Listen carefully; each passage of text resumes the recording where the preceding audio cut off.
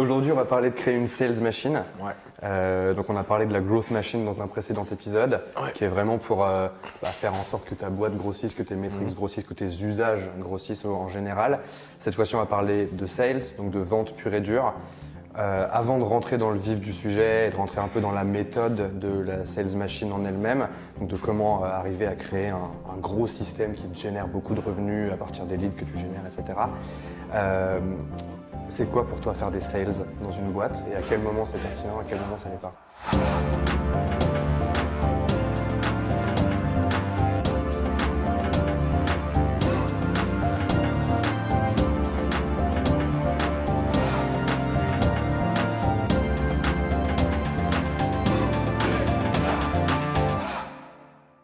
Alors, à quel moment c'est pertinent, à quel moment ça l'est pas?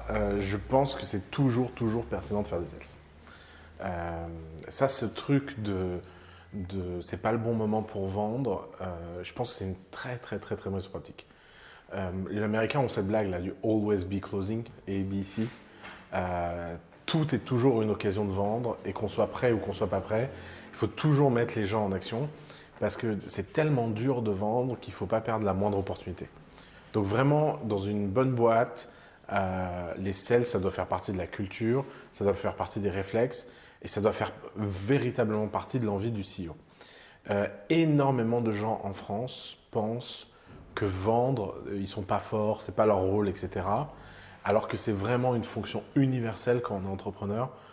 Entrepreneur, ça veut dire vendeur. Être un entrepreneur et pas savoir vendre, c'est juste, je sais pas ce que c'est, mais c'est pas être un entrepreneur. On ne peut pas dissocier la vente de l'entrepreneuriat. Peu importe l'étape. Peu importe l'étape. Surtout le plus tôt possible. B2B, B2C? B2B, B2C. Parce que au début, quand tu n'as rien de prêt, il faut d'abord vendre la vision, il faut vendre l'envie, il faut vendre l'enthousiasme, il faut vendre à son entourage, il faut vendre à ses associés, il faut vendre à son cofondateur.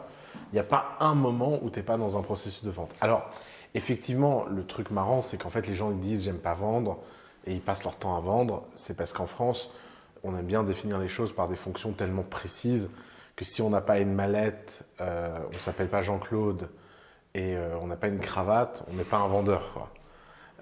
Et les gens disent « bah non, mais c'est pas de la vente, c'est du bizdev, c'est pas de la vente, c'est je sais pas quoi ». Non, à la fin, c'est de la vente. On est toujours dans des actes de vente quand on est entrepreneur. Ok, donc cette vente, l'idée donc dans Anyone Can Scale, on n'est pas là pour parler des débuts et de parler à tes cofondateurs ou à ton entourage, on est là pour, tu as déjà fait des ventes un peu à la main. Comment on structure ça? Comment on fait pour aller plus loin dans tout ça? Et donc la base de tout business qui se respecte et qui est un peu solide, c'est le funnel de sales, c'est le funnel de vente. Donc un tunnel de conversion entre des leads générés, des clients closés et comment on avance. Donc l'idée aujourd'hui dans cette vidéo, ça va être de vraiment détailler comment on fait pour bâtir un funnel de sales. Exactement. Et ensuite comment on fait pour l'optimiser et toujours être en constante itération pour que ça close de plus en plus. Alors disons quelque chose de très important pour démarrer. Une erreur que tout le monde fait, que tu as fait, que j'ai fait, que tout le monde fait, c'est de ne pas comprendre que le plus tôt possible, la vente doit être un processus autonome de toutes les autres fonctions de l'entreprise. Parce que qu'est-ce qui se passe? C'est quoi l'histoire classique? L'histoire classique, tu démarres ta boîte, tu te mets à vendre ton produit. À un moment, tu as un coup de stress, donc tu t'y mets vraiment. Donc tu fais ta sales machine, tu fais tes leads, ta conversion, machin. Tu closes des gens. Et puis là, ces gens-là, il va falloir maintenant les livrer. Et donc, tu arrêtes de vendre. Et tu te dis, je vais les rendre heureux et la vente d'après sera encore plus simple. Et la vente d'après, elle est encore plus dure. Pourquoi? Parce que c'est comme quand tu fais du sport et que tu fais du sport pour la première fois, c'est dur. Tu fais du sport, c'est de plus en plus facile.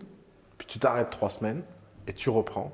Et quand tu reprends, c'est beaucoup plus dur que la première fois que tu l'as fait. Et à chaque fois que tu arrêtes, le process est encore plus dur. Et pourquoi? Parce que finalement, le processus de vente, c'est une routine, comme le sport. Et c'est pour ça que c'est une routine qui, au sein de l'entreprise, doit le plus vite possible avoir quelqu'un de dédié. Tu peux avoir du product development de façon irrégulière. Tu peux avoir des moments où tu développes plus ou moins des choses, où tu ajoutes des features. Tu peux avoir une frénésie à un moment de features et puis rien lancer pendant 1 an et demi, puis après tu relances quelque chose, etc. C'est tout à fait acceptable que dans la création, il y ait de l'irrégularité.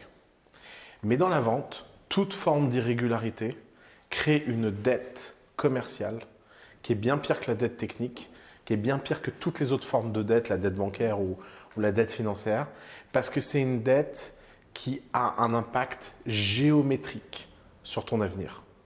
Parce que chaque moment que tu n'as pas passé à vendre, ou ta fonction vente n'était pas autonome, ça a un impact non seulement sur les ventes qui n'ont pas eu lieu, mais ça a un impact sur le fait qu'il y a eu des coûts qui ne vont pas être couverts.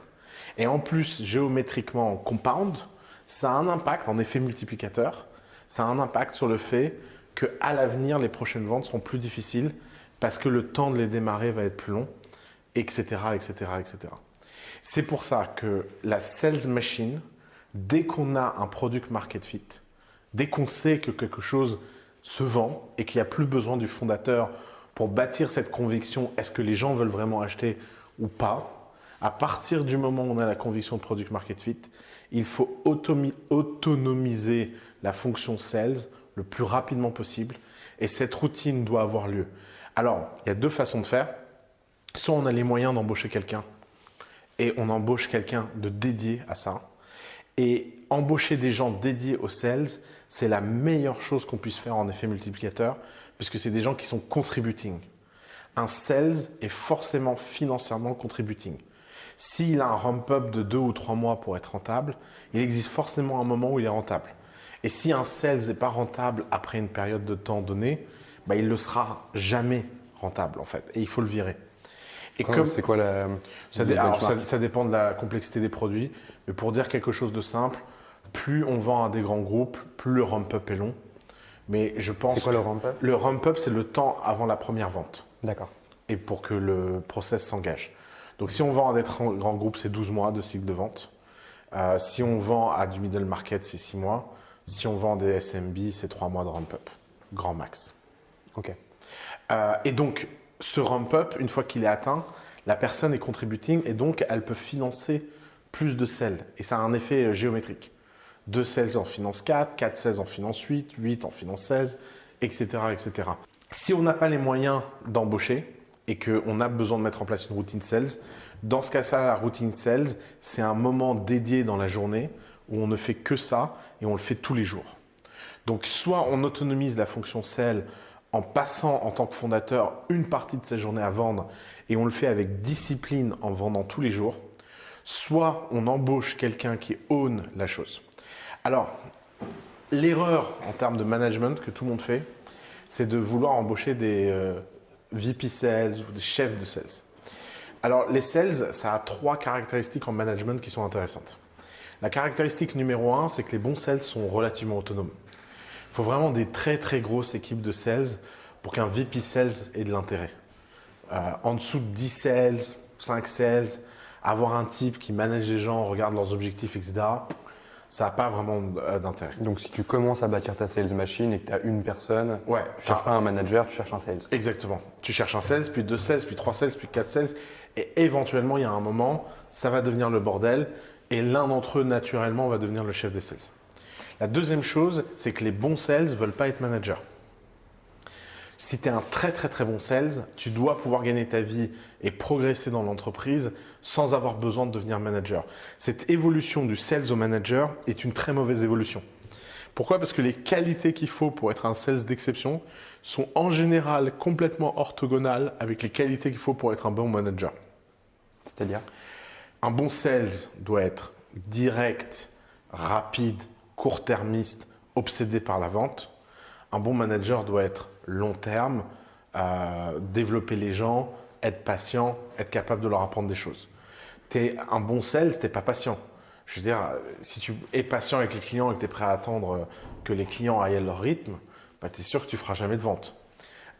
Tu n'es pas agressif, tu comprends les gens, tu es empathique, tu leur passes tout. Il y a de fortes chances qu'à la fin, tu n'arrives pas à leur prendre leur pognon. Et donc, il y a un peu de caricature derrière ce que je dis, mais cette caricature, elle est importante. L'acte de vente, c'est un acte quasi animal. Ça, c'est une chasse, il y a une proie, il y a un moment, il y a un kill. C'est pas pour rien que dans le monde des sales, tous les gens ont des vocabulaires très guerriers, très chasseurs, très animaliers, parce qu'il y a quelque chose qui repose plus sur la conquête agressive du « j'ai obtenu quelque chose et j'ai mis de l'énergie là-dedans » que du on se développe tranquillement, en harmonie et tout se passe bien. C'est quoi le profil idéal pour ton premier sales du coup? Parce que dans tout le truc de sales, dans tout ce qu'il y a en sales machine, on fait juste une passe sur les jobs en soi parce qu'on n'en parle pas après. Tu as une grosse différence entre les SDR qui vont aller faire de la recherche de nouveaux leads et faire rentrer dans le pipe, donc c'est un autre canal d'acquisition. Tes account managers qui vont prendre en charge le client, le développer, faire en sorte que ça et le closer à la fin. Le customer success derrière pour t'assurer que ton client est content et voir ce que tu peux lui upsell des choses, etc. Alors, au début, quand tu commences, ton premier sales doit être un closer. Parce que la base de tout, c'est la capacité à closer. Le SDR, au début, tu as plein de leads naturels.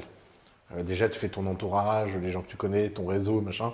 Avant d'aller vraiment avoir besoin, avec des SDR, d'aller chercher du cold, etc., tu as suffisamment de naturel pour bootstrapper ta sales structure. Et de toute façon, ça n'est pertinent que à partir du moment où tu as des tickets qui vont dépasser 10K de LTV, parce que sinon, chasser du lead à la main, ça n'a pas de sens. Bien sûr. Maintenant, le profil type dépend beaucoup de l'industrie dans laquelle on est. Je pense qu'en tant que CEO d'une entreprise, tu dois vraiment te poser la question du point de vue de la séduction. Tu dois te dire, dans ma sociologie de client, qui mes clients rêvent de passer du temps avec. Alors je vais dire un truc vraiment, c'est le genre de truc qu'on ne devrait plus dire en 2020. Je crains le pire. Mais c'est pas pour rien que dans l'industrie du luxe, ils embauchent des meufs super jolies. C'est pas pour rien que dans l'industrie aéronautique, tous les vendeurs d'avions ont l'air de sortir de boîte à Berlin. C'est pas pour rien. Attends, comment ça? C'est des gros party guys, quoi. Ah ouais? Bah oui, parce que les émirs du Qatar, quand ils achètent des avions, ils sont RTT religion. Donc il faut des gens pour les sortir, les entertain, etc. Tu sors, à mon avis, vendeur chez Airbus, il s'est formé au Bergheim, quoi. Il y a un côté avec un doctorat en pharmacie, quoi. Vous regarderez sur Google ce que c'est le Bergheim. Vous n'allez pas trouver beaucoup d'infos. Mais... donc, en fait, cette caricature, il faut l'assumer. Il faut assumer qui sont tes clients. Il faut vraiment se poser la question avec qui mes clients ont envie de passer du temps, qui va être capable de naturellement séduire mes clients, c'est quoi ce qu'on cherche. Parce que c'est vraiment un sujet d'efficacité, c'est pas un sujet dogmatique, ça sert à rien. Vous n'allez pas régler tous les problèmes de la société avec votre boîte. Et à la fin de la journée, sur le sujet de la vente, il faut donner aux clients ce que les clients ont envie pour se sentir en confiance et vendre. Quand tu vends un produit scientifique, tu es content d'avoir des scientifiques. Alors d'ailleurs, ça marche aussi de façon très positive. D'ailleurs, la dernière fois, je réfléchissais à Palantir, qui est une entreprise de la Silicon Valley qui vend des solutions de data et de sécurité. Quand tu regardes les vendeurs chez Palantir, c'est tous des ingénieurs de très haut niveau. Parce que leur client principal, c'est l'armée. Ouais, et leur client principal veut des gens qui sachent de quoi ils parlent. Ils veulent pas des gens qui leur racontent des contes, quoi, et du storytelling.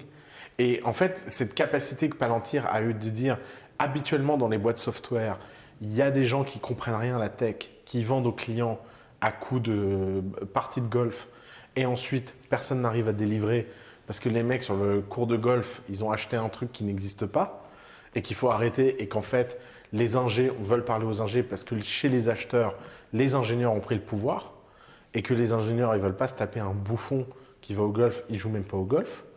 Et bien Palantir, ayant compris ça, a commencé à mettre des ingénieurs en face des ingénieurs. Parce que comme ça, ils se parlent, ils se comprennent. Donc vraiment, la clé, c'est la compatibilité culturelle et la séduction. Pour ta ligne de front. Exactement. Très clair. Donc, L'objectif de mettre en place ce funnel de sales, c'est d'en trouver les goulots d'étranglement, les bottlenecks. Ouais. Si je t'ennuie, tu me dis. J'ai trop mangé. Il était trop gros ce kebab, putain. Donc trouver les goulots d'étranglement et les élargir. Ouais. Parce que dans ton funnel de sales, entre ton inbound ou tes SDR qui vont chercher des leads, se référer à l'épisode générer des leads, ils rentrent dans ton funnel. Il y a différentes étapes qu'on va détailler maintenant. Et il y a des moments où tu te rends compte que ils passent juste pas l'étape et donc il faut repérer ça et arriver à élargir ça.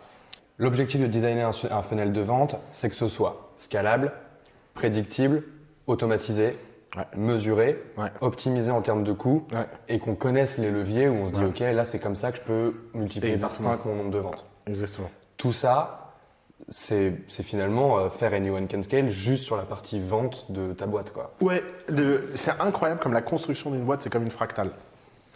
C'est à la fin, ce que tu fais d'un point de vue méta, tu dois le refaire dans le produit, tu dois le refaire dans les sales, tu dois le refaire dans tout. Et à chaque fois, c'est juste zoomer dans des tâches de plus en plus importantes et de le faire à l'infini. Parce qu'en fait, si tu réfléchis à la scalabilité des sales, tu peux refaire tout ce process juste sur la scalabilité. Si tu réfléchis à la prédictibilité, tu peux refaire tout ce process juste dans la prédictibilité. Mais maîtriser sa sales machine et être sûr de façon consistante de combien il y a de rendez-vous toutes les semaines qui est fait, etc., c'est quelque chose qui va créer de la sécurité dans le business. Ce que les gens ne comprennent pas sur l'intérêt des sales machines, c'est que les sales machines sont là pour éviter le syndrome du vendeur surpuissant. Je m'explique. Très classiquement, dans les startups qui ne scalent pas, c'est en général parce qu'il y a un goulot d'étranglement. Et ce goulot d'étranglement vient très souvent du fondateur. Le cas très classique, c'est je m'appelle Monsieur Christophe, tiens, je pense à quelqu'un. Je m'appelle Monsieur Christophe. Je suis un vendeur d'exception. À moi tout seul, je fais 80% du chiffre d'affaires de ma boîte et ma boîte fait 600 millions par an de chiffre d'affaires. Et en fait, tout le monde dépend de moi, je suis trop fort. Et puis, je me prends de passion pour les jardins. J'ai d'un seul coup, à 40 ans, je me prends de passion pour les jardins. Et donc, je commence à m'occuper de mon jardin. Puis, je vais un peu moins au bureau. Et la boîte perd la moitié de son chiffre d'affaires en moins d'un an. Et j'ai pas compris ce qui s'est passé. Et je me dis, mais tous ces vendeurs, qu'est-ce qu'ils font en fait? Et pourquoi? Parce qu'en fait, ce mécanisme, il est assez classique dans les boîtes où le fondateur est un super bon vendeur. Quand le fondateur est un super bon vendeur, tu te retrouves dans une situation où tu prends le risque de donner à toute la boîte le confort de se reposer sur ce fondateur. C'est pourquoi l'autonomie des ventes et le fait que ce soit une sales machine, ça rend le truc sécurisé. Si tu prends ton Chanel et que tu dis « j'ai un moyen scalable d'avoir des leads », qui est prédictible. Je sais que tous les lundis, j'ai 400 nouveaux leads. Je sais que sur ces 400 nouveaux leads, il y en a 300 qui vont être automatiquement pingés par email selon des critères qui ont été choisis. Que là-dessus, on va mesurer le taux de retour et qu'on sait qu'il y en a 150 qui sont intéressés. Il y en a 50 qui vont faire un call. Il y en a 20 qui vont demander une démo supplémentaire et il y en a 5 qu'on close. Et si tu sais que toutes les semaines, tu répètes ce process, eh ben, il suffit juste de faire monter tes KPI pour aller chercher de plus en plus de ventes. Et même si tes taux de conversion, etc. baissent, c'est pas grave parce que ce sera juste une affaire d'effort. Et l'erreur que font très souvent les gens en sales, c'est de vouloir optimiser la conversion au lieu d'optimiser le volume. Si tu te dis qu'un client sur 10 achète, tu as plus vite fait de parler à 10 fois plus de clients que de vouloir multiplier par 10 le nombre de clients convaincus. Et ça, c'est une erreur systématique que je vois chez les entrepreneurs. Pourtant, quel que soit leur taux de conversion, il existe un chemin pour aller parler à un maximum de gens. C'est plus simple d'être un bourrin que d'être intelligent. Et passer de 10% à 20% de conversion, ça prend 1 million de fois plus d'efforts, 1 million de fois de plus, que de passer de 10 personnes à qui on parle à 100 personnes. Ça, c'est du muscle. Toujours dans une entreprise, favoriser le muscle sur la tête. Toujours. Okay. La tête, c'est vraiment dans les cas désespérés de crise. Les entrepreneurs devraient utiliser leur cerveau que quand ils n'ont pas de choix. Et le moins possible. D'ailleurs, j'ai entendu une interview de Warren Buffett qui m'a fait mourir de rire, où il dit que l'un de ses critères principaux, alors c'est pas très sympa pour les gens dans qui il investit, mais bon, l'un de ses critères principaux d'investissement, c'est que la boîte doit pouvoir être dirigée de préférence par un sandwich au jambon. J'ai jamais entendu ça. Alors le mec il dit quoi? Un quoi? Un sandwich au jambon? C'est quoi un sandwich au jambon? Bah, un mec aussi con qu'un sandwich au jambon. C'est con le sandwich au jambon. C'est du jambon avec du pain et du fromage. Bah, y a rien de plus con. Et bah, c'est trop bon, le sandwich au jambon. Et bah, le ham and cheese sandwich, et bah, ça doit diriger mes boîtes. Parce que le ham and cheese sandwich, on n'est jamais à court de ham and cheese sandwich. Je peux remplacer mon sandwich au jambon par n'importe quel autre sandwich au jambon. Et s'il y a besoin d'avoir un plat très compliqué, très unique, très spécial pour diriger cette boîte, eh ben c'est un risque que j'ai pas envie de prendre. Mais ça veut dire que la boîte, elle doit déjà être construite. Oui, bien sûr. Bah, lui, il investit dans des trucs très safe. Ouais, c'est ça. Ouais. Mais c'est pour ça que quand tu es entrepreneur et que tu es en train de construire ta boîte, les victoires, c'est pas de complexifier tes process. Les victoires, c'est de les simplifier. Ok, imaginons que, je vais te le reformuler autrement, comme ça tu vas comprendre. Je m'appelle Charles Thomas et je dirige une boîte qui s'appelle Comet. Okay. Je suis un vendeur d'exception. Charles Thomas est, je pense, l'un des meilleurs vendeurs que j'ai vu de ma vie. Le mec, il rentre dans une pièce, et il met son hoodie, les gens, ils veulent acheter. Il y a des gens qui ont des trucs magnétiques, magiques comme ça, tu sais.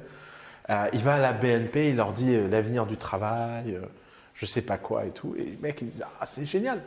Et c'est génial, c'est objectivement génial. Mais quand lui, il le dit, tout le monde le croit. Disons que Charles Thomas a 30% de taux de conversion. Il fait 10 rendez-vous, il a 3 clients. C'est énorme. Maintenant, disons que le meilleur vendeur dans sa boîte a 10% de taux de conversion. Il fait 10 rendez-vous, il a un client. Quel est le risque? Le risque, c'est de croire, parce que Charles Thomas a ça, de se dire, moi, je vais faire tous les rendez-vous clients. Parce que, de toute façon, je le fais mieux que vous. Ou je vais chercher que des gens qui ont 30% de taux de conversion et ça marche pas. Encore pire. Ou je vais chercher des gens qui ont 30% de conversion et ça marche pas. Ben, qu'est-ce qui se passe? Eh ben, l'organisation qui repose sur 3 mecs qui ont 10% de conversion, elle est beaucoup plus stable, beaucoup plus prédictible et avec un vrai levier de croissance qui est d'embaucher des nouveaux mecs à 10% de taux de conversion. Que l'organisation qui repose sur le fait qu'il y a 30% de conversion et qu'on ne sait pas où retrouver un deuxième Charles Thomas. Et qu'il est fort probable que si on a un autre, il sera un Charles Thomas et qu'il n'a pas envie de travailler pour qui que ce soit. C'est en ça qu'une sales machine autonome, fiable, scalable, prédictible, automatisée, mesurée, cost optimize et dont on connaît les leviers est super importante. On a identifié 9 étapes qui te permettent de créer une sales machine qui fonctionne, donc on va les donner au fur et à mesure. Et ce qui est marrant, c'est qu'en fait, on commence par la 4e. Parce qu'il y a le tout début qui est vraiment identifier tes clients, leur parler, etc., qui est très important et sur lequel on reviendra plus tard. Mais donc, on va commencer par l'étape 4, qui est d'aligner toutes les actions de ta boîte, ou en tout cas le maximum d'actions de ta boîte, pour closer plus de deals. Ça veut dire déjà arrêter tous les trucs, genre, je sais pas, je fais une campagne Instagram qui part dans tous les sens et qui sert à nourrir mon ego. Je fais des campagnes de PR qui servent à faire plaisir à ma famille. Ça n'a pas un impact direct sur générer des leads ou les faire avancer dans le funnel ou closer plus de deals. Donc, il faut arriver à se séparer de tous les trucs qui servent à rien et à réaligner tous les trucs qui servent et à les mettre dans une seule direction qui est de closer plus de deals. Il y a une première règle, du coup, qui est ça. Pourquoi ça a du sens et à quel moment on peut trouver des exceptions à cette règle? Alors la règle, c'est si ça ne génère pas de lead, on ne contribue pas à closer, ça n'a pas sa place dans la sales machine. Alors moi, j'ai une façon d'expliquer ça aux entrepreneurs de famille. J'aime bien leur dire, il faut tracer une ligne, il faut faire la différence entre l'utile et l'agréable. L'agréable, c'est tes vacances, l'utile, c'est tout le reste. Et c'est hyper important dans les sales de ne passer surtout aucun temps sur l'agréable. L'agréable ne sert à rien dans les sales. La seule chose qui sert, c'est tout ce qui est utile. Donc, c'est hyper important de tout mesurer pour pouvoir décider là-dessus. Et c'est là où la mesure dans les sales est super importante. Ça ne génère pas de lead, ça ne contribue pas à closer. C'est ça. Moi, récemment, j'avais le problème à The Family dans l'équipe d'investissement où on passe beaucoup de temps à parler à des investisseurs qui sont super smart. Et on adore passer du temps avec eux. Ils sont trop forts. Ils ont des théories sur le monde, machin. Ils ne mettent pas d'argent dans notre putain de SPV. Ben moi, je leur ai dit, c'est génial les gars, c'est super. Mais machin, il a mis 0 en 2 ans. Donc, plus personne lui envoie un email. Ça sert à quoi? Ouais, mais il est trop fort. Bah, de toute évidence, il est trop fort pour nous. S'il est tellement fort et qu'il n'investit jamais dans nos deals, c'est qu'il doit penser que nos deals, c'est de la merde. À quoi ça sert de développer une relation avec lui, à part pour notre ego? Alors les gens se disent, oui, mais peut-être qu'un jour il fera. Mais non, quelqu'un qui n'a pas fait un deal en 2 ans, ne va pas en faire un en 4 ans, ne va pas en faire un en 8 ans, et puis il n'a qu'à lire nos emails de façon passive, et puis s'il veut faire un deal, il n'aura qu'à nous contacter. Et c'est hyper important d'avoir ce genre de discipline. Or, c'est facile de tomber dans l'agréable. On m'a raconté une histoire récemment, c'est dans les boutiques de luxe, comment on forme les acheteurs à se concentrer sur les clients qui peuvent acheter le plus et pas sur les clients les plus sympas. Parce que si tu es dans une boutique de luxe, le chiffre d'affaires à la fin de la journée peut être exponentiellement impacté par une vente. Parce qu'entre un client qui dépense 1 000 € et un client qui dépense 150 000 €, le leverage, il est infini. Et dans une boutique de luxe, c'est nos limites quand quelqu'un commence à dépenser. Donc, quand tu es un vendeur, ça peut être désagréable de passer du temps avec quelqu'un qui dépense beaucoup si ce n'est pas la personne la plus agréable du monde. Alors, évidemment, quand l'utile et l'agréable se rencontrent, bah là, il n'y a pas de débat. Mais la question, c'est comment faire pour ne pas négliger ce qui est désagréable, mais utile. C'est cette discipline-là qui est importante. Et c'est pour ça, ça ne génère pas de lead, ça ne contribue pas à closer, ça n'intéresse personne dans la sales machine. C'est vraiment une règle à vérifier. Et c'est en ça qu'un manager sales peut être utile. C'est là où le management, quand il y a beaucoup de sales, peut être utile pour éviter que les gens perdent leur temps. Il y a une deuxième règle quand tu bâtis une sales machine qui est que si le coût par lead est trop élevé, donc les leads que tu fais rentrer dans le haut de ton funnel, si le coût par lead est trop élevé, ça n'a pas sa place dans la sales machine non plus, avec 2 exceptions.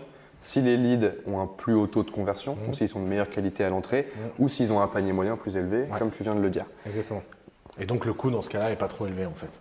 Et du coup, voilà, exactement. Non, mais c'est intéressant. Parce qu'en fait, ce que ça veut dire, c'est qu'il ne faut pas évaluer le coût en absolu, mais en relatif. Et il faut regarder quel est le retour sur investissement du coût de ces leads. Alors, ça, c'est une blague beaucoup plus courante qu'on imagine et qui vient de la façon dont on mesure la vanité de son business. Je vois énormément de startups qui adorent se concentrer sur une seule métrique, ce qui n'est pas en soi une mauvaise pratique, et qui donc oublient en chemin d'optimiser les autres métriques. Donc le cas hyper classique, c'est tu dis à une startup, il faut doubler les ventes tous les 6 mois, et alors ils y vont. Et puis après tu regardes les chiffres, tu dis mais les gars, vous avez dépensé 4 pour gagner 1. C'est un peu bizarre votre truc. Et alors souvent je fais la blague, je dis bah, imagine tu es un vendeur de Maserati, et tu veux être le meilleur vendeur de Maserati du monde. Quelle est la façon la plus simple de le faire? Bah, tu les vends le prix d'une Clio. Mais évidemment que si tu vends le prix d'une Clio, tout le monde te l'achète ta Maserati. C'est-à-dire que même le mec qui n'a pas l'argent pour acheter une Clio, il se dit je vais l'acheter, je vais la revendre la Maserati. À mi-chemin. Mais c'est plus évident dans ce cas-là que quand tu as tout un funnel entre les deux. Et c'est ça qui est drôle, c'est qu'évidemment ça peut se cacher dans un funnel qui n'est pas mesuré et qui n'est pas construit correctement.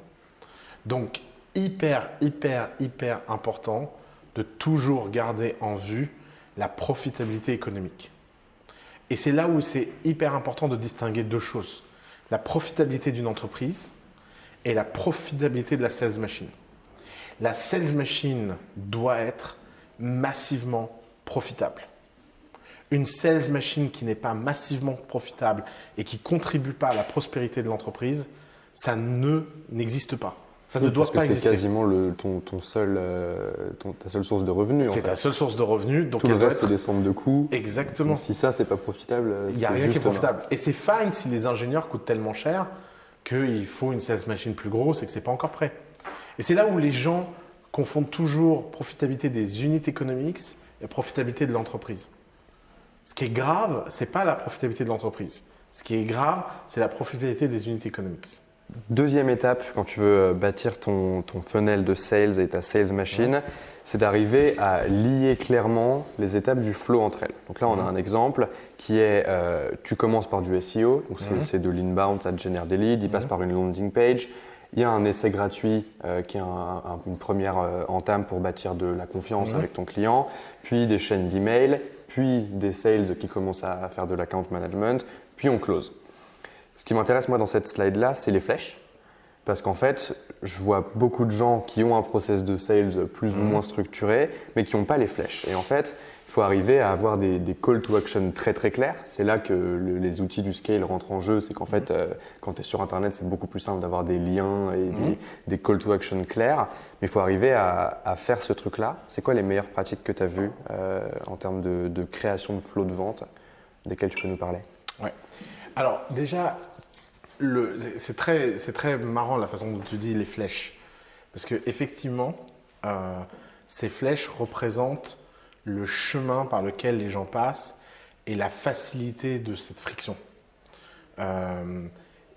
Énormément d'actions sont perdues, tout simplement parce que des choses bêtes n'ont pas été faites. Alors, je prends un exemple tout bête. Tiens, je vais en prendre un marrant, The Family, comme on n'a jamais fait attention. À The Family, on n'a jamais dit aux gens à la fin des vidéos, inscrivez-vous sur la newsletter. Pourtant, la newsletter, c'est notre canal de distribution des news de notre communauté. On a des millions de vues sur YouTube. 100% des vidéos devraient finir par « Et les gars, inscrivez-vous à notre newsletter pour être tenus au courant des choses. » Ouais, nous aussi.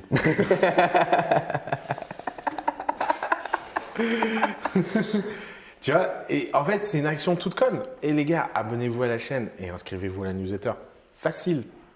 Alors après, pour The Family, contrairement à toi, on s'en bat un peu les couilles. Par contre, toi, il faut que tu le fasses. Mais donc, et donc, en fait, c'est classique dans les boîtes d'avoir ce genre de truc. Par exemple, la dernière fois, je regardais la landing d'une de nos startups qui vend un produit hardware. Et ils avaient fait des pages SEO pour amener les gens sur des sujets annexes. Et aucune de ces pages SEO avait un call to action pour acheter le produit immédiatement. Ça renvoyait vers le site. Pourquoi renvoyer vers le site? Le mec vient de lire un article, il est peut-être déjà convaincu. Pourquoi ne pas se donner la chance? Ça devrait être lis ça ou va sur le site. Mais va sur le site, ça doit être un truc de second ordre. Donc non seulement c'est les flèches, mais c'est aussi dans quel chemin tu passes par rapport à ça. Par exemple, pourquoi closer? Pourquoi les gens prennent les funnels au sens littéral? Si ça se trouve, tu peux closer les gens directement dans ta campagne email. Tu n'as pas besoin de passer par une landing, tu n'as pas besoin de passer par un truc. Donc ça demande vraiment une réflexion de ok, comment je vends le plus immédiatement possible et comment j'essaie d'avoir un truc. Alors, la page la plus incroyable que je trouve, moi, du monde, c'est la page Apple. Parce qu'en fait, à chaque fois qu'il y a un screen, il y a un bouton pour acheter. Il n'est jamais au même endroit, il n'est jamais de la même façon, mais à chaque fois, tu peux craquer et acheter, craquer et acheter. Et tout Apple n'est obsédé que par un truc. Tu rentres dans un Apple Store, tu peux acheter à la table. Tu n'as pas besoin d'aller à la caisse, tu n'as pas besoin d'un truc. Ces mecs ont vraiment voulu penser. Et d'ailleurs, si on dessinait ce slide un peu différemment, c'est en fait, tu aurais une flèche comme ça, puis tu aurais des flèches dans tous les autres sens qui connecteraient. Ouais, en fait, ce qui est intéressant là-dedans, c'est que c'est un truc qui se bâtit a posteriori. Ouais. Genre, tu le fais parce que tu testes au plus court, tu te rends compte qu'il y a besoin d'étapes intermédiaires. Ouais. Typiquement, tu fais un essai gratuit pour pas que tes sales passent 4 heures au téléphone à convaincre la personne de toutes les features dont elle a besoin. Exactement. À la place, tu lui montres. Exactement. Donc, il ne faut pas mettre trop d'étapes, il faut juste les rajouter au fur et à mesure. Exactement. Pour être sûr de pouvoir les optimiser, quoi. Exactement. Et c'est vrai qu'Apple fait ça très très bien. Mais d'ailleurs, ça rejoint ce que tu disais au tout début, qui était il y a une fondamentale différence entre faire du product development et faire de la sales. C'est qu'en fait, c'est ce que disait Steve Jobs, quoi. Il y a une vraie différence entre savoir faire des bons produits et savoir faire un business. Ouais. Et il disait, chez nous, on fait les deux. Mais en même temps, ouais. Et on fait les bons produits pour nous. Et on fait les bons produits pour nous et on fait le business pour les autres. Ouais. Ouais. Donc ça, c'est vraiment la première étape essentielle, c'est d'arriver à créer un flow a posteriori, après avoir regardé en relation avec ses clients, etc., pour bâtir un vrai chemin, un vrai parcours. Dans ce parcours, il y a toujours 4 étapes cruciales, peu importe la forme que tu lui donnes, justement, peu importe s'il y a des landing pages, s'il y a des marketing automation, etc. C'est d'abord l'awareness, je n'ai pas réussi à traduire en français. Donc c'est la prise de conscience, ouais. La prise de conscience, c'est beaucoup plus long. Je suis aware. Donc c'est la prise de conscience que tu existes, donc c'est la génération de leads en général en inbound. Ensuite, il y a la considération. Ah ok, je comprends que je peux acheter ce produit. Puis il y a la phase d'achat qui est ok, je considère vraiment, j'achète quoi. Et puis le closing qui est je signe ou je mets ma carte bleue ou peu importe. Ça, c'est vraiment les 4 étapes qu'on doit retrouver dans tous les funnels, peu importe la forme que tu lui donnes. Donc sur la première étape, il y a donc générer de l'awareness. L'awareness, c'est on entend parler de toi. Et en général, quand on parle de scale, dans Anyone Can Scale, on va passer par de la tech pour pouvoir cultiver tout ça et en faire quelque chose d'intéressant. Donc d'abord, c'est on entend parler de toi. Ensuite, tu passes sur le site web et tu trouves un moyen de générer un lead. Donc ça, c'est l'épisode générer des leads. Et donc, il y a plein de manières de faire ça, en inbound comme en outbound. On fait un point sur la différence entre les deux. Ouais. L'inbound, c'est tout ce qui fait que les gens viennent à toi et sont autonomes. C'est le SEO, c'est le fait qu'un influenceur parle de toi, c'est les stratégies de contenu, c'est les blogs, etc. L'outbound, c'est tout ce que tu fais pour aller chercher proactivement des gens. Cold calling, qui est la façon de faire de l'outbound la plus manuelle. Scraper des emails et faire des mailings. Cold mailing, ça c'est déjà un peu plus scalable. Du LinkedIn. Faire du LinkedIn. Aller chercher des pubs ciblées et mettre en place des stratégies de pubs extrêmement précises pour pouvoir parler à des gens, faire une conf, des événements, tout ça c'est de l'outbound. L'inbound, c'est la chose la plus naturelle et la plus confortable qu'on puisse faire. Tout le monde adore l'inbound. C'est finalement un peu un truc de civilisation. L'inbound, c'est la façon la plus polie d'être entrepreneur. Tu ne te mets jamais personne à dos avec de l'inbound, puisque ne trouve l'inbound que les gens qui la cherchent. Donc on ne peut pas se plaindre, on ne peut pas être dérangé. On est forcément un client sympa, parce qu'on vient le chercher. Tu vois. Personne ne tape une requête sur Google en disant « cherche truc », trouve le truc en question et se plaint en disant « bah ça va, j'avais rien demandé ». Ça n'existe pas. Et donc, quand on est entrepreneur, on a tendance assez naturellement à être obsédé par l'inbound et à vouloir développer plein de stratégies d'inbound. Les entrepreneurs, en moyenne, dans les startups, surinvestissent dans l'inbound. Sauf que le potentiel inbound d'une entreprise est toujours inférieur à son potentiel outbound. Pourquoi ? Parce que le potentiel inbound d'une entreprise ne dépend que de ce que les gens qui sont déjà convaincus veulent. Alors que l'outbound, ça permet de conquérir des nouveaux marchés. Maintenant, un outbound qui n'a pas un bon inbound, c'est un outbound qui n'a aucun effet multiplicateur. Pourquoi ? Parce qu'un client qui a été cherché, convaincu, converti, s'il a du bon contenu inbound qu'il peut partager et créer un effet de réseau, c'est là où il y a une machine entre inbound et outbound qui prend forme. C'est pour ça qu'il faut toujours penser l'inbound et l'outbound comme un couple stratégique et essayer de garder un équilibre dans ses efforts entre les deux. Trop d'inbound, c'est ce que tout le monde a envie de faire, c'est sympa, mais ça ne va pas aussi vite que si on avait de l'outbound. Que de l'outbound et aucun inbound, c'est catastrophique parce qu'on est limité par son travail et sa seule force d'action, c'est son effort. Mais les deux en couple harmonieux, et c'est là où on peut avoir des vraies croissances et du vrai scale. Et quand tu regardes des sites internet qu'on n'imagine pas, prenons par exemple Facebook. Facebook a eu des stratégies d'outbound hors du commun.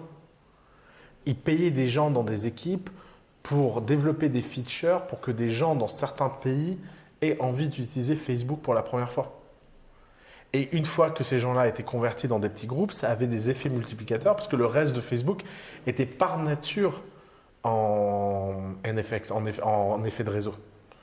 Mais ils ont été chercher à la main des milliers de poches. La dernière fois, on m'a donné le chiffre, je crois que c'est 358 000 expériences de growth qui ont été menées chez Facebook. C'est délirant. C'est un truc, c'est des centaines et des centaines et des centaines de personnes qui ont été chercher des centaines et des centaines et des centaines et des centaines de niches. Sauf que derrière, il y avait une inbound machine hors du commun. Un réseau social, viral, sur lequel les gens invitent leurs amis, neutre, blablabla. Mais ils l'ont rempli avec des milliers de petites cases. Et c'est souvent ce que malheureusement les entrepreneurs oublient. En plus, l'outbound, ce qui est formidable avec l'outbound, c'est que c'est l'effort. On peut pas, je veux dire, si tu te dis je vais sortir un article par semaine, si tu prends nous par exemple, The Family, alors déjà sortir un article par semaine, il faut y aller parce qu'il faut savoir le faire. Puis tu regardes nous, l'article qui a été le plus lu de notre histoire a sans doute été plus lu que tous les autres articles réunis. Et est-ce que j'aurais cru que cet article serait un article aussi lu? Absolument pas. Par exemple, l'article de Mathias sur les zombies startup, quand il l'a écrit, il ne s'est pas dit que c'était un article qui allait être plus lu que les autres. Et c'est un article qui a fait des centaines de milliers de vues. Donc c'est de la chance beaucoup. Ouais, l'inbound. C'est de la répétition. Exactement. Et au bout d'un moment, c'est comme de la production de contenu, quoi. Exactement. L'inbound, c'est vraiment la chance. Alors que l'outbound, c'est mesurable. Donc tu as vraiment deux facettes, une qui est chassée et une qui est farmée. Exactement. Et comment tu fais pour réunir les deux et t'assurer que ça fait un cercle vertueux? Il faut réussir à atteindre un certain équilibre. Je pense que vraiment 50-50 en effort, budget, etc. Pour chaque effort réussi en inbound, essayer de trouver son miroir en outbound. Très clair. Tout ça, ça te permet de générer du lead, de générer de l'awareness et de générer donc des leads froids. Ouais. C'est des leads dont on ne connaît rien, en fait. On estime qu'ils sont potentiellement dans la cible parce qu'on a essayé de taper un peu juste, mais on ne sait pas s'ils sont vraiment dans la cible, s'ils ont vraiment les besoins. Donc ça nous amène à la deuxième étape du funnel, qui est de qualifier les leads. Pour les qualifier, en général, ce qui se passe, c'est qu'on les nourrit. Donc on leur donne du contenu, on leur donne des essais gratuits, on leur donne des newsletters. C'est le moment de Tamagotchi. Exactement, c'est vraiment c'est nurture, quoi. C'est vraiment ce truc-là. Et ensuite, on les qualifie. Donc là, c'est une série de questions pour avoir donc un lead qui est passé de froid à qualifié. Pour ça, il faut arriver à comprendre quels critères ça implique d'avoir un lead qualifié. Parce que c'est pas juste il a 18, 35 ans. C'est des critères plus complexes où on va rentrer dedans après. Il faut ajuster ça avec les sales pour voir quel retour ils ont de est-ce que les leads sont assez qualifiés ou pas. Pour pas tomber dans le vieux travers de j'ai appelé 3 clients et en fait ils comprennent rien, ils sont pas du tout dans la cible. Au marketing, ils font n'importe quoi. Donc il faut arriver à faire ça. Et il y a un petit framework que j'avais repéré qui s'appelle le framework BANT, B-A-N-T, qui dit qu'en fait, pour qualifier un lead, il te faut 4 infos principales qui sont son budget, son autorité, quelle est sa place dans la hiérarchie, est-ce qu'il peut prendre des décisions, ses besoins et le timing. C'est pas mal comme framework, je ne sais pas, mais c'est exactement ça. Exactement ça. Alors, la qualification des leads, c'est aux sales ce que les ingrédients sont à la cuisine. Un bon cuisinier peut faire de la bonne cuisine, quels que soient les ingrédients. Maintenant, l'excellence en cuisine passe par l'excellence des ingrédients. C'est la même chose. Donc, la qualité des leads et la qualification des leads et le travail de qualification des leads, ça correspond à un chef qui va faire son marché. Ça correspond à est-ce que je suis capable d'aller chercher des beaux produits et donc je sais que ça va exploser mon taux de conversion et mes sales vont avoir moins de difficultés. Et est-ce que je sais aller qualifier dans une masse de gens les gens à qui parler en priorité ou pas? Puisque derrière la qualification des leads, il y a évidemment sous-entendu l'optimisation des leads. L'optimisation des leads, c'est la méthode qui permet d'améliorer la vitesse de closing, donc les chiffres, donc la croissance d'une entreprise. Budget, autorité, besoin, timing. Budget, toujours parler à des gens qui ont les moyens d'acheter ce que vous vendez.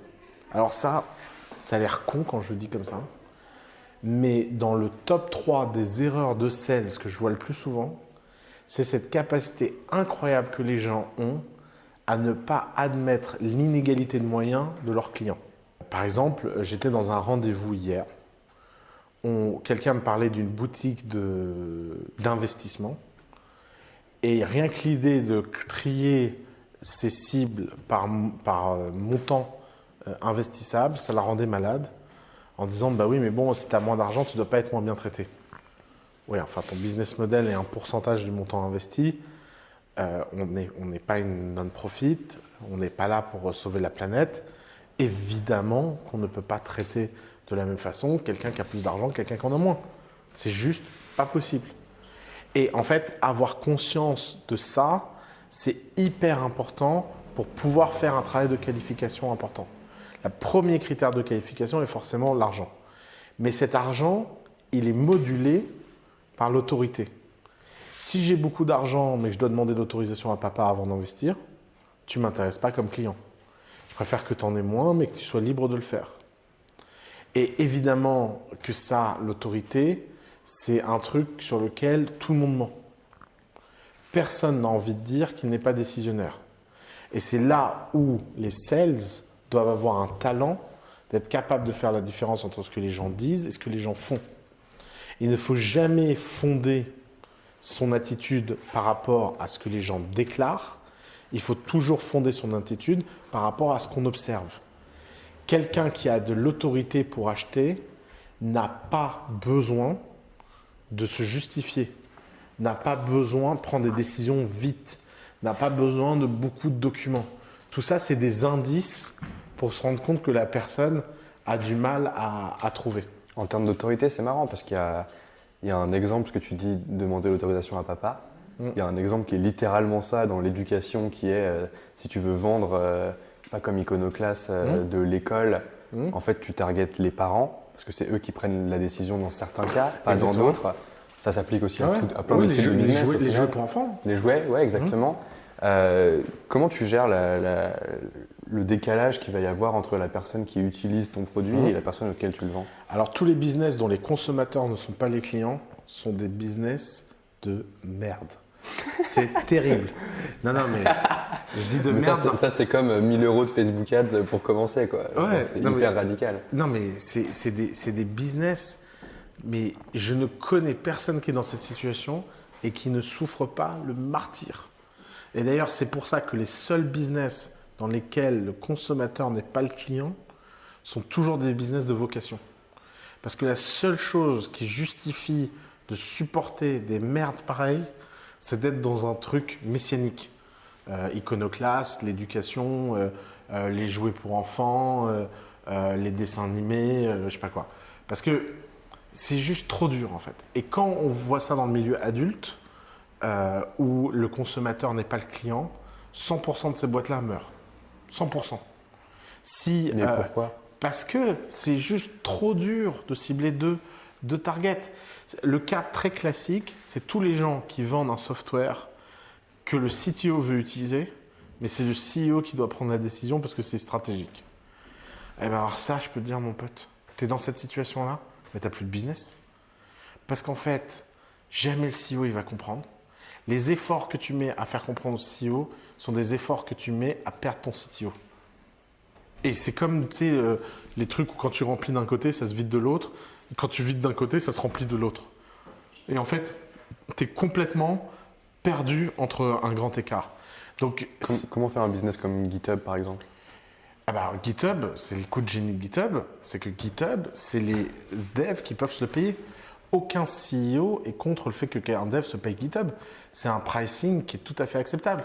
Et d'ailleurs, ce qui se passe, c'est que c'est pour ça qu'il y a les comptes gratuits et que quand tu passes en compte payant, le coût par utilisateur est tellement négligeable. Même si tu finis avec des très grosses factures GitHub quand tu es une grosse boîte, parce qu'il y a beaucoup de gens, individuellement, comparé au salaire d'un développeur, c'est rien du tout. Un développeur que tu payes 5000 balles par mois, si tu dois payer 15 balles pour que le code qu'il produit soit en ligne, tu ne vas pas te dire « Ah mon Dieu, je le paye 5015 balles ».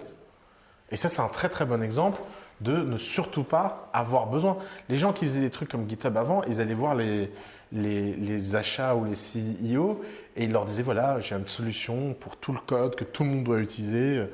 Non, GitHub, par design, une équipe autonome peut l'utiliser et puis ça peut grandir par viralité au sein de l'entreprise. C'est les fameuses stratégies de sales qui s'appellent land and expand. Tu atterris et ensuite tu t'étends. Mais vraiment, quand ton client n'est pas ton consommateur et si ton client n'a pas l'autorité pour décider, il y a de grandes chances que tu sois forcé de changer de business. C'est très, très, très rare que ça fonctionne.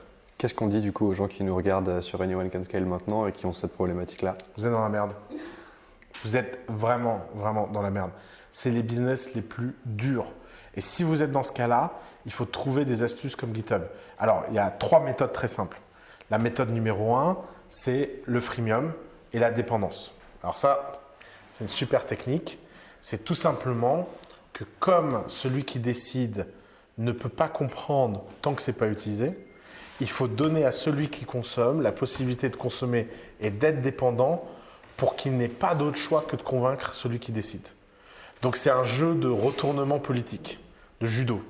Il faut que le type soit un truc. Alors, l'exemple que j'adore dans ce cas-là, c'est OpenTable aux US qui offrait gratuitement son service de réservation.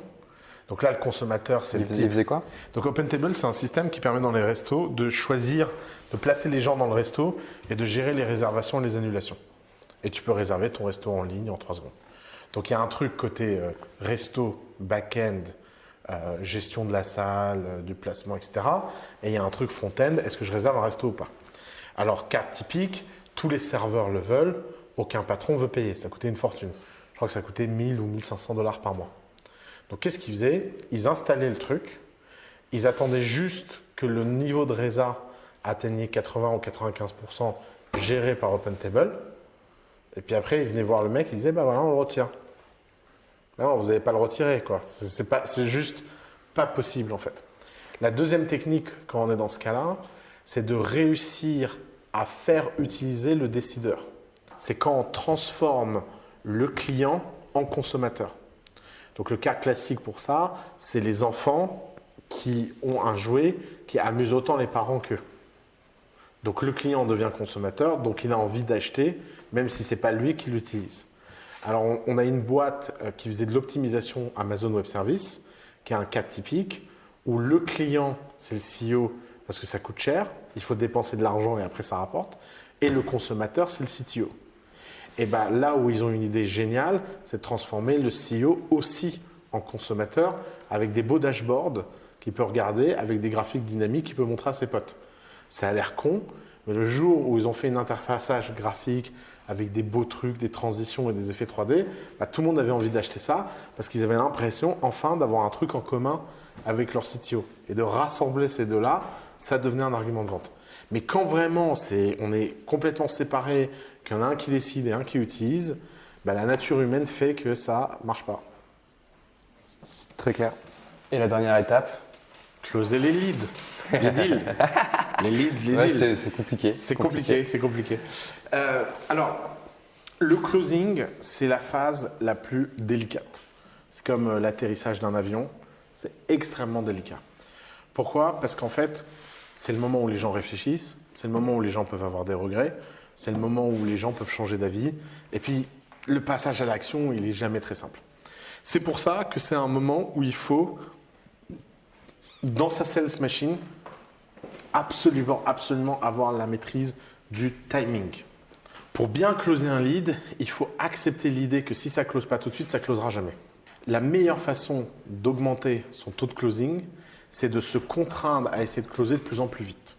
C'est contre-intuitif parce qu'au début, en essayant de closer plus vite, on rate des deals où on a toujours la fear of missing out, on a toujours la peur qu'on est en train de rater le truc, peut-être que si on lui donne 2 jours de plus, etc. Alors, c'est très contre-intuitif, mais en fait, le fait de se donner la discipline, de limiter au maximum le temps de closing et que dès que ça ne close pas, de passer au client d'après, c'est parce que c'est plus simple d'avoir un taux de conversion plus faible sur plus de gens qu'avoir un gros taux de conversation sur peu de gens. Et c'est encore moins risqué d'avoir un faible taux de conversion sur beaucoup de gens. En plus, il y a un effet de nécromancie. Les morts adorent revenir. Quelqu'un qu'on a voulu closer et qui n'a pas été closé, S'il revient dans le pipe par un inbound, un truc, etc., la deuxième fois, le process de closing est plus rapide. D'où l'importance essentielle de la discipline de se donner un temps de closing hyper fixe. Alors, comment on décide ce temps? C'est très simple. Moi, on me pose souvent la question de, par exemple, nous, dans notre business, pour closer les investisseurs. Et ben moi, je regarde combien de temps mettent les investisseurs qui closent le plus rapidement chez moi. Donc, j'ai un groupe de 10 investisseurs qui, en moyenne, prennent 7 jours à décider. Bon, 7 jours, c'est mon timing. Si eux peuvent décider en 7 jours, tout le monde doit décider en 7 jours. Et je préfère trouver plus de clients comme eux plutôt que me faire chier à essayer de convaincre les autres en plus de temps. Et tout le temps que je libère à ne pas parler à des gens qui de toute façon ne vont pas closer, et même s'ils ont une petite chance de closer, c'est du temps que je peux consacrer à trouver des gens comme ça. Tout l'enjeu dans ta sales machine pour la fin du funnel, c'est juste le timing? C'est juste le timing. Parce qu'une fois qu'ils sont là, au courant de ce que tu fais, Ouais, qu'ils ont été qualifiés avec les besoins, etc. Discipline, timing. Ils ont les éléments, tout est bien calibré, ils doivent mettre leur carte, ils la mettent tout de suite ou ils dégagent. On a notre funnel, on a notre sales machine. Maintenant, je fais un petit point sur les outils. Au final, on a repéré qu'il y avait 3 grandes étapes, parce qu'à la fin, c'est le closing. Donc voilà, 3 grandes étapes. La première, c'est comment tu génères de l'awareness. Ça se fait avec donc de l'inbound marketing ou de l'outbound marketing. La deuxième, c'est tout ce qui est qualification, etc. Et là, c'est de la marketing automation. Donc, c'est utiliser des outils comme Intercom, HubSpot fait ça très bien. Qu'est-ce qu'il y a d'autre? Pipedrive te permet d'envoyer des mails automatiquement pour faire avancer dans le funnel, etc. Inbound marketing, on connaît, c'est tous les trucs. Et ensuite, à la fin, sur ta partie closing et timing, là, tu as un CRM. De nouveau, Pipedrive fait ça très bien. Ce qui est fou, c'est qu'en fait, un des meilleurs outils du marché, c'est HubSpot, parce que ça fait tout en même temps. Ça te permet de tout lier. C'est une usine à gaz, ça met du temps à implémenter. Et groupe d'apprentissage. Pour avoir vu plusieurs boîtes l'implémenter, faut prendre conscience qu'installer HubSpot, ça prend vraiment beaucoup de temps. Et qu'au final, il y a moyen que bricoler avec d'autres outils, ce soit plus pertinent. Mais en tout cas, c'est ça l'idée. C'est comment tu fais pour trouver des strats d'inbound marketing ou d'outbound marketing qu'on n'a pas mis sur la slide pour générer ton awareness. Ensuite, comment tu fais pour automatiser au max parce que c'est des actions qui vont être standards et donc que tu peux scaler. Et derrière, comment tu fais pour bien suivre tes clients, t'assurer qu'ils ont cette discipline, ce timing. Et là, on va vous filer une palette d'outils sur Slack. Il suffit de demander. Alors, ce funnel, il est mesurable. Cette sales machine, elle est mesurable. Ça, c'est hyper important. C'est la base du scale. Tu ne scales pas sans mesurer des trucs. Je vois encore beaucoup trop de gens dans la communauté Anyone Can Scale qui me disent je ne sais pas quel est mon taux de conversion entre ma landing page et mes leads. Si vous n'avez pas la discipline de le faire sur une landing page, vous n'aurez jamais la discipline de le faire sur une sales machine. Là, j'ai récapitulé les différentes métriques qui étaient importantes sur une sales machine, donc qui sont la conversion globale en premier, combien entre le nombre de leads qui rentrent dans mon funnel par source de lead et le nombre de ventes, combien j'ai.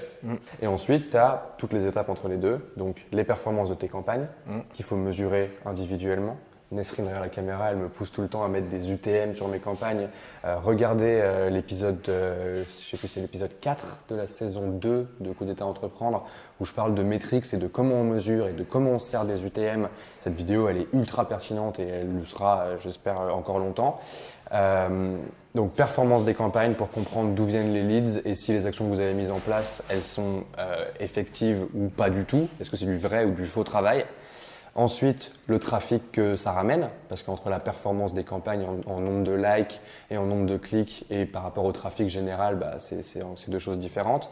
Et puis ensuite, par exemple, les trials, donc combien il y a de gens qui ont pris des versions d'essai ou en tout cas qui sont rentrés dans votre machine de marketing automation et de nurture justement pour qualifier les leads, puis le nombre de deals closés et évidemment tous les pourcentages de conversion entre les deux. Si vous suivez tout ça et que vous avez vraiment toutes vos métriques, normalement, vous pouvez enfin optimiser et vous passer d'un truc où vous naviguez un peu à l'aveugle à un truc où vous êtes solide et où c'est une machine et pas juste des idées qui se mixent entre elles. Exactement.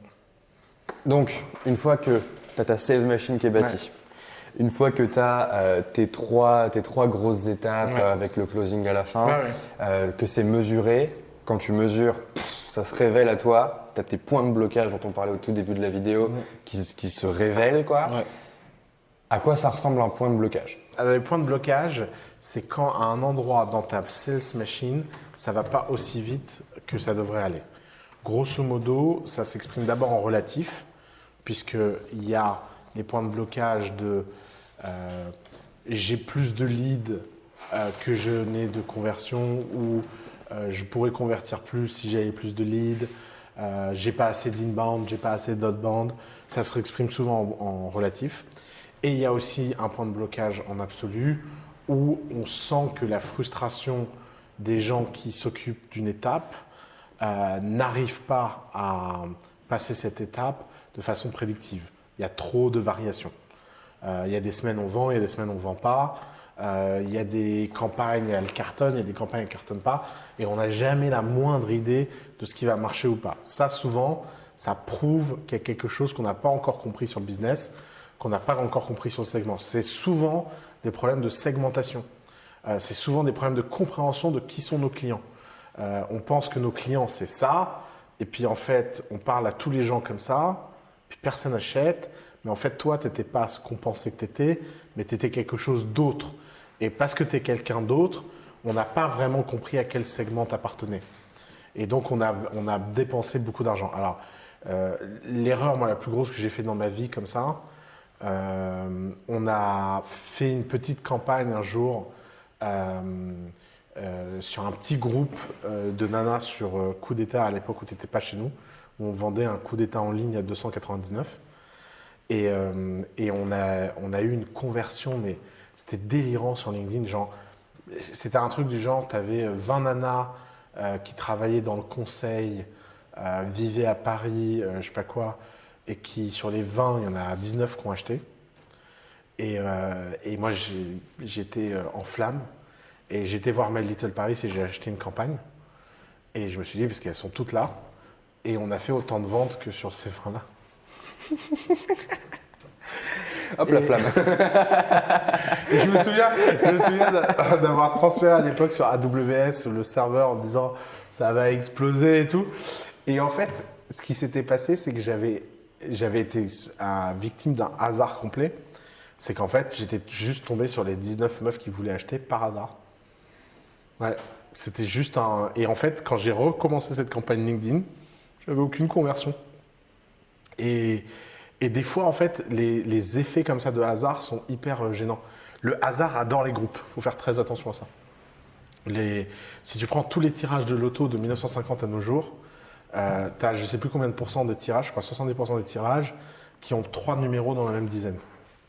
C'est impressionnant en fait. Ouais, c'est ça que tu reconnais du hasard. Ouais. C'est d'ailleurs c'est à ça que tu reconnais C'est très marrant, il y a cette expérience que tu fais où tu demandes à quelqu'un d'être dans une pièce, de jeter un dé à l'infini, donc c'est du vrai hasard, de noter la liste de nombres et à côté de faire une liste de nombres aléatoires dans sa tête et tu rentres et tu vois direct parce qu'en fait celle avec le dé, il y a toujours des chiffres qui se suivent et c'est le même chiffre plusieurs fois. Exactement. Et en fait genre c'est à ça que tu reconnais du vrai hasard. Et d'ailleurs une autre expérience, tu prends une feuille de papier et tu demandes à quelqu'un de mettre des points au hasard. Et après, tu prends un robot et tu lui dis, mets des points au hasard. Et le robot, il met tous les points au même endroit. Ouais. Alors que l'humain, il en met un là, un là, un là, un là, un là. Ouais, parce qu'on a une compréhension du hasard qui est très mauvaise. Et le seul moyen de contrer ça, c'est d'avoir de la masse. Exactement. C'est de pouvoir regarder à l'échelle. Donc la bonne question à se poser. Voilà, c'est comment multiplier mes sales par 5. Alors, c'est une question de mindset hyper importante. Ne jamais, sous aucun prétexte, être content de sa performance. Jamais. Si tu vends... des fois, c'est bien quand même. Non, mais ça te fait plaisir, mais c'est pas utile. Il faut vraiment être un acharné là-dessus. Il faut toujours se dire comment je peux faire 2 fois plus, comment je peux faire 2 fois plus, comment je peux faire 5 fois plus. Il faut toujours aller chercher avec le muscle la performance, même si ça a l'air complètement impossible. Même si tu as l'air de vendre tellement, tu te dis mais comment je pourrais vendre plus ? Eh bien, tu essayes quand même. Tu fais quand même des démarches pour te demander. Parce que tu n'es jamais à l'abri qu'en fait, tu sous-estimes le succès que tu puisses avoir. Mais ce qui est trop intéressant dans cette question de qu'est-ce qui m'empêche de multiplier mes sales par 5, c'est déjà le mot « m'empêche ». Ouais. Genre, c'est vraiment, il y a un blocage. C'est comme la chiropractie. Ouais. Et tu sais, c'est ce qu'on dit dans Anyone Can Scale, c'est arrêter de le voir comme des plafonds de verre, commencer à le voir comme des plateaux. Ouais. Cette question, la deuxième chose qui est importante dedans, c'est multiplier par 5, parce qu'en fait, ça te permet de prioriser très efficacement. Exactement. Genre, au lieu d'augmenter ta conversion de 10 à 20%, comme tu disais, sur 5 clients, bah, si tu vois très vite en fait laquelle est prioritaire.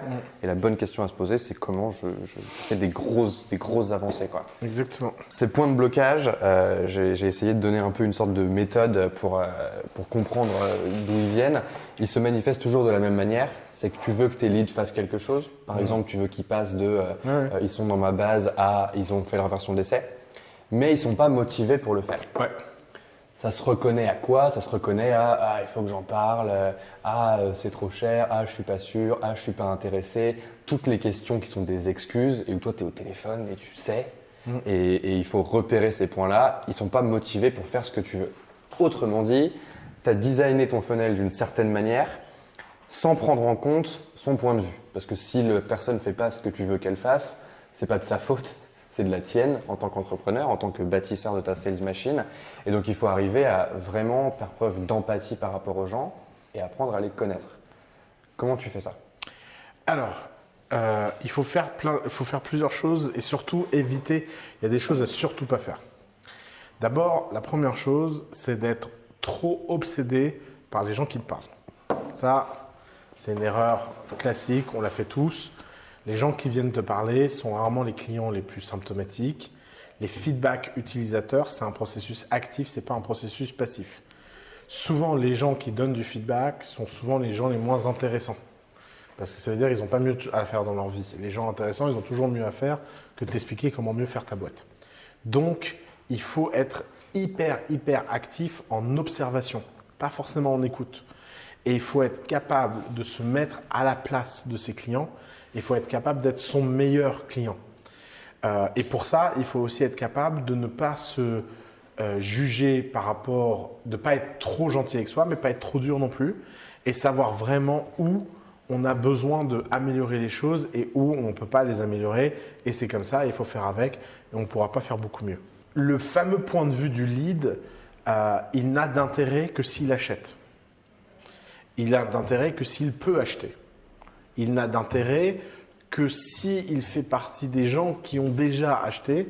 Il n'a d'intérêt que s'il fait partie des gens qui vont acheter. Et d'être capable de savoir ça, de faire cette distinction entre les gens qui achètent et les gens qui n'achètent pas, les gens qui parlent et les gens qui ne parlent pas, et d'être capable de se concentrer et d'aller au plus près de ce qui compte en tant que client, c'est là où un entrepreneur mérite son equity.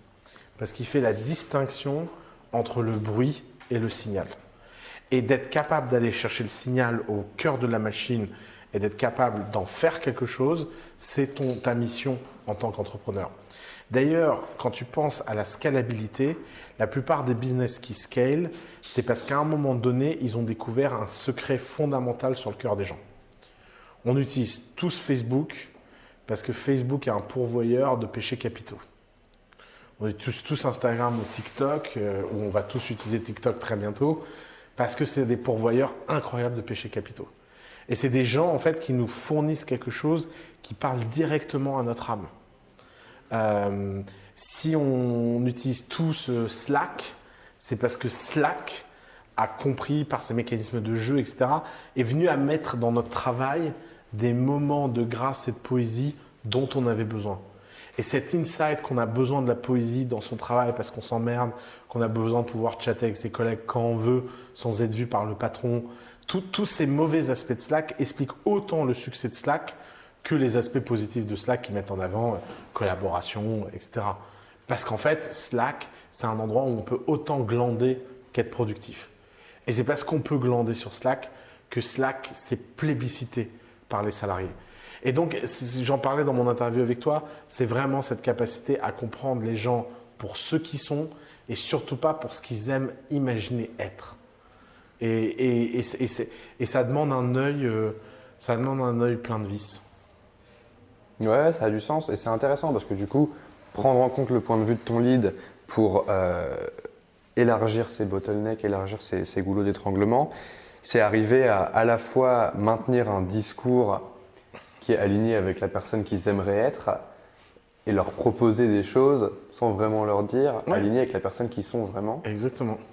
C'est cet Mais équilibre. c'est un équilibre à trouver entre les deux. Ouais. C'est récemment, je m'en suis rendu compte chez Wild and Moon, qui est un truc de jus bio, Ok. healthy, machin, Où tu passes beaucoup de temps. où je passe beaucoup de temps, évidemment.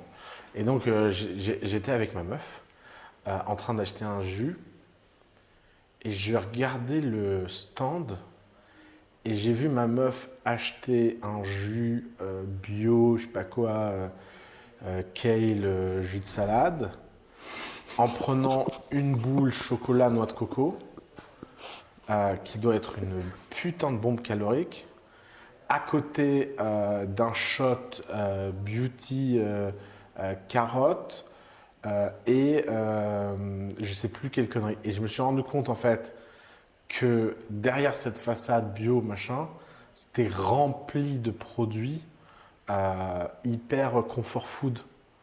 Mais ils sont mis là, genre c'est normal.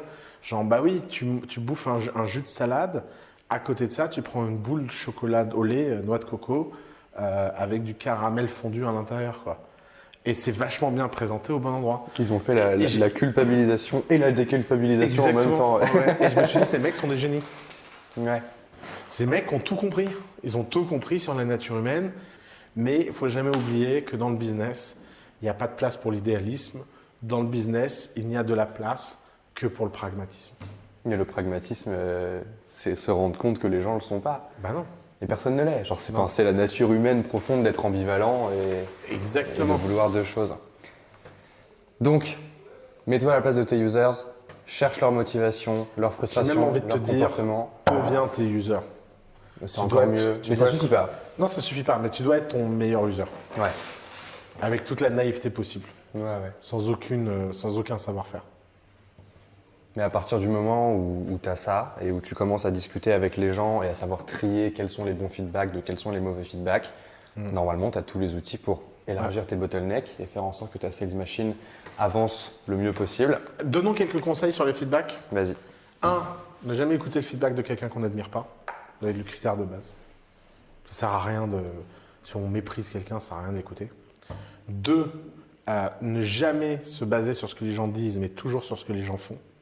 Et apprendre à observer plutôt qu'à écouter. L'observation est un skills beaucoup plus important que l'écoute.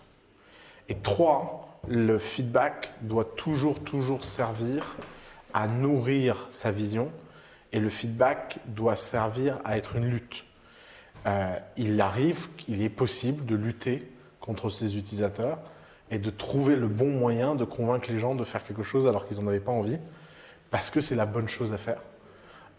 Et que quand les gens déclarent en cœur tous quelque chose, des fois c'est juste qu'on n'a pas compris quel était le vrai truc qu'ils cherchaient et qu'eux-mêmes n'arrivent pas à s'avouer à eux-mêmes.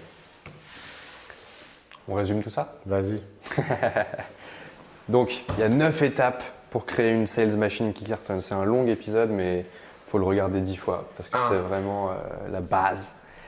La première, c'est identifier tes clients, donc arriver à les catégoriser et à savoir où les trouver pour ensuite passer à l'étape 2. Comprendre les clients, aller au plus profond d'eux, savoir les connaître intimement, devenir un vrai Sherlock Holmes de son marché.